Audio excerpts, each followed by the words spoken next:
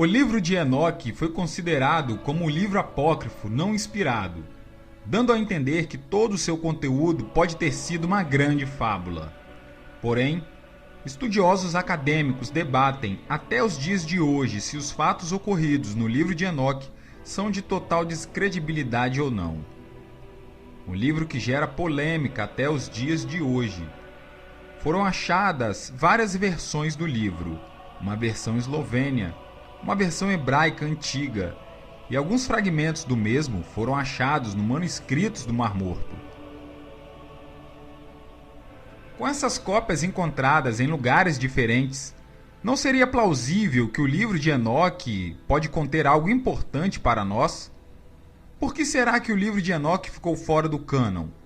Muitos dizem que o livro de Enoque pode responder várias questões, como, por exemplo, o início da feitiçaria, misticismo e magia. Para deixar a coisa mais polêmica, um trecho do livro de Enoque se encontra dentro da Epístola de Judas, contida na Bíblia Sagrada. Você conhece o livro de Enoque? O que será de tão misterioso que existe nele? É considerado para alguns o livro até mesmo perigoso e nocível à fé. Vamos conhecer um pouco sobre o livro de Enoque. Espero que gostem do vídeo. Enoque, um homem de Deus, um servo temente, fiel a Deus, não sabia que a sua vida iria mudar de uma maneira extremamente impactante. Tudo começa quando Enoque está dormindo, quando no meio da noite recebeu a visita de alguns seres que ele mesmo descreve como sendo seres enormes. Eles trouxeram uma mensagem para Enoque, dizendo que era para Enoque dizer à sua família que ele partiria e não precisaria ter medo, pois ele iria até a presença do Senhor dos céus. Enoque avisou a sua família, subiu a bordo das nuvens e partiu para os céus. Em sua viagem, Enoque viu várias coisas. A primeira delas foi um lugar cheio de cristais e lindas estrelas e planeta debaixo dos seus pés. Enoque continua sua jornada até chegar a um lugar fantástico e lá viu muitas coisas. Esse lugar era um lugar onde habitava apenas os justos, aqueles que foram tementes ao Senhor. E este lugar era chamado de Primeiro Céu. Neste lindo lugar, Enoque viu um mar que era maior do que todos os mares da terra. Os anjos os levaram para junto da ordem dos anciões. Chegando lá, Enoque viu 200 anjos voando, que trabalhavam para manter as atividades das estrelas e suas funções nos céus. Logo adiante, Enoque viu a grande urna do tesouro, onde os anjos mantêm os seus depósitos, onde guardavam todas as flores da terra, pura como orvalho.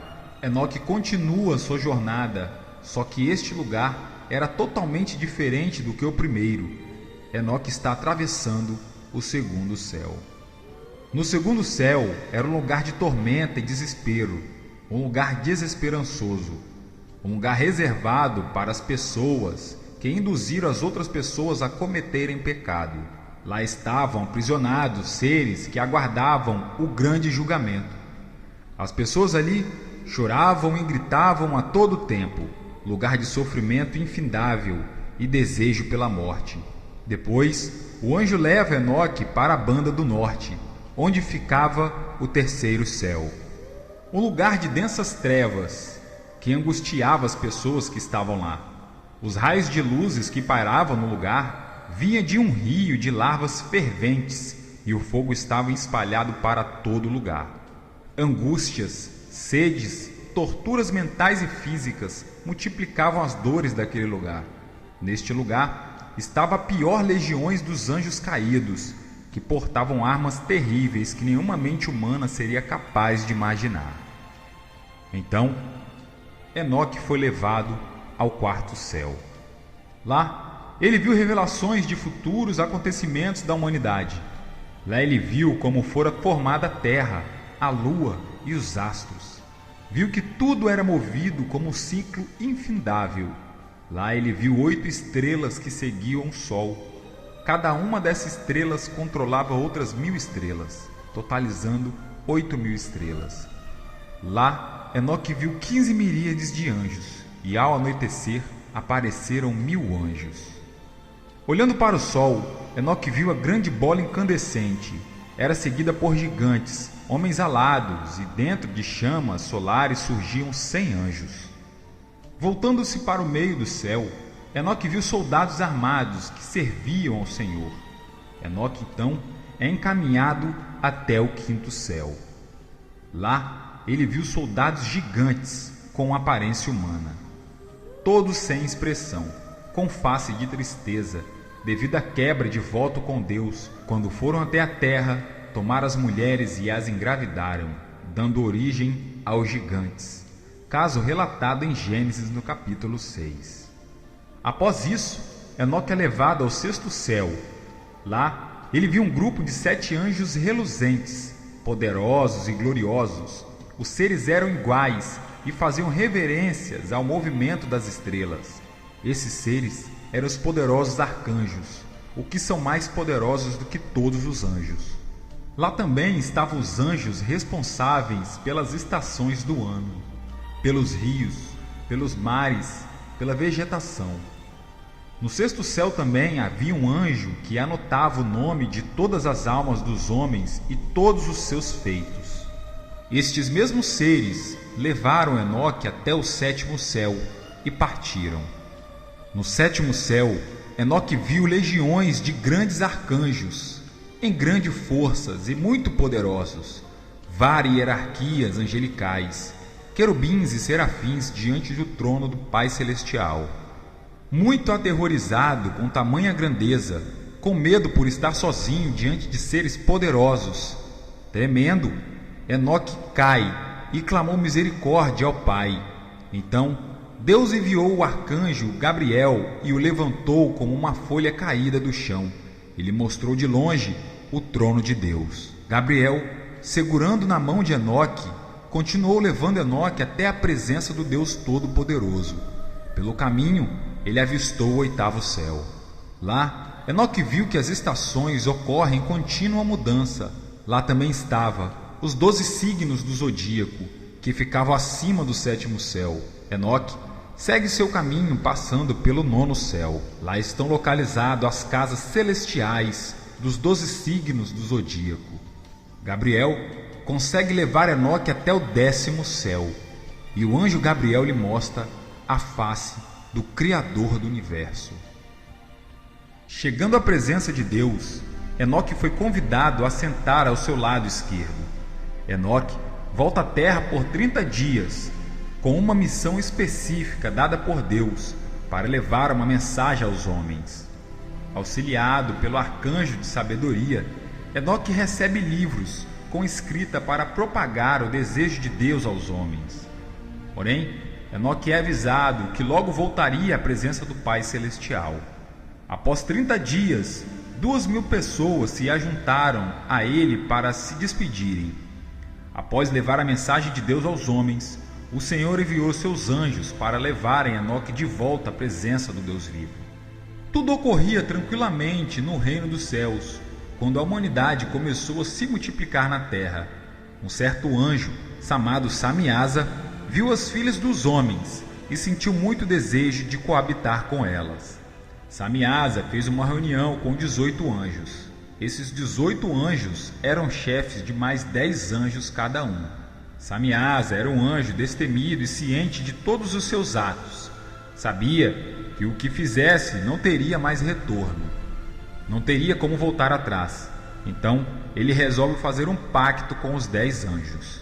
O pacto foi feito em cima do Monte Hermon, e fizeram seus juramentos uns para com os outros. Seguindo nos seus intentos, quase 200 anjos tomaram as filhas dos homens e a engravidaram. O resultado do cruzamento de mulheres com os anjos foi totalmente inesperado. As mulheres deram à luz a seres gigantescos e anômalos e grotescos. Esses seres foram chamados de Néfilins, metade homens, metade anjos. Esses Néfilins chegaram a atingir 3.000 côvados de altura. Os gigantes acabavam sempre com os alimentos dos homens. A fome dos gigantes era tamanha que os animais, peixes, aves não saciavam a sua fome. Não satisfeitos, começaram a devorar os homens. A relação entre os Néfilins e as mulheres era de tamanho problema, pois, ao coabitarem com as mulheres, os seres angelicais passaram todos os seus conhecimentos proibidos aos homens da terra. Conhecimentos como metalurgia, astronomia, astrologia e feitiçaria. Deus não se agradou da atitude dos Néfilins e a terra estava em um total caos. Até que os anjos Miguel, Uriel, Rafael e Gabriel informaram o ocorrido a Deus. E logo Deus resolve tomar providências. Deus resolve purificar a terra e manda um grande dilúvio para exterminar os anjos maléficos, os lançando em um abismo de fogo ardente. Esses casos, associados a alguns argumentos bíblicos, como por exemplo, Gênesis capítulo 6, levam a crer que o livro de Enoque realmente contém alguns fatos que podem ser verdadeiros. Acompanhe os relatos bíblicos. Sucedeu que quando os homens começaram a multiplicar-se sobre a terra, lhe nasceram filhas. Viram os filhos de Deus que as filhas dos homens eram formosas e tomaram para si mulheres de todas as que escolheram. Então disse o Senhor: o meu espírito não permanecerá para sempre no homem, porquanto ele é carne, mas os seus dias serão 120 anos. Naqueles dias estavam os Néfilis na terra, e também, depois, quando os filhos de Deus conheceram as filhas dos homens, as quais lhe deram os filhos, esses Néfilins eram os valentes, homens de renome, que houve na antiguidade. A palavra Néfilim vem da raiz hebraica Nafal, que significa cair. Se a tradução fosse fiel ao texto original, no lugar de Néfilins estaria escrito cair, ou no sentido mais simples, os que caíram. Sobre essa questão, os exegetas bíblicos sugerem 3 alternativas. Primeiro, são os descendentes de Sete. Segundo, descendentes de Caim. Terceiro, anjos que teriam coabitado com as mulheres e dado origem a uma raça de seres gigantes. Biblicamente, poderia um anjo ter relações com mulher? Jesus deixou claro em Mateus capítulo 22, no verso 30, porque na ressurreição nem se casam, nem são dados em casamento, mas serão como os anjos do céu. Sobre essa interpretação é difícil entender que existiu uma relação entre anjos e mulheres. Teólogos, para manter a ortodoxia bíblica, defendem Gênesis capítulo 6, tendo a palavra filhos de Deus, junto com a associação de Jó no capítulo 1, filhos de Deus. Esta palavra filhos de Deus, no hebraico, significa Benai Elohim, ou seja, homens poderosos. A interpretação de Gênesis capítulo 6, como se fossem os filhos de Deus Benai Elohim no hebraico, corresponderia aos homens normais, porém poderosos em forças, majestade e poderio, que pegaram as filhas dos homens para cometer poligamia, alegando a seguinte proposta: Adão e Eva, o primeiro casal, Lameque, o sétimo, pela linhagem de Caim. A partir dele começa a existir bigamia associada à violência. Quando chegamos em Gênesis, no capítulo 6, associam o texto como sendo uma crítica textual, onde a sociedade antiga conseguiu fazer a junção de imoralidade sexual com violência. Sendo assim, eles acreditam que não eram gigantes. Outro fato interessante é que o texto relatado em Judas, no verso 14 e 15, para este também profetizou Enoque, o sétimo depois de Adão, dizendo: Eis que vem o Senhor com suas santas miríades. Esta passagem é clara que Judas está citando 1 Enoque, capítulo 60, verso 8. Bom, sobre isso, no resto do bom senso e analisarmos e acreditar no que mais faz sentido para a gente. E você, gostou do conteúdo do livro de Enoque? Você já o conhecia? Deixe nos seus comentários abaixo. Não se esqueça de clicar em gostei no vídeo. Assim você nos ajuda a crescer nessa imensidão do YouTube. Até a próxima. Tchau, tchau.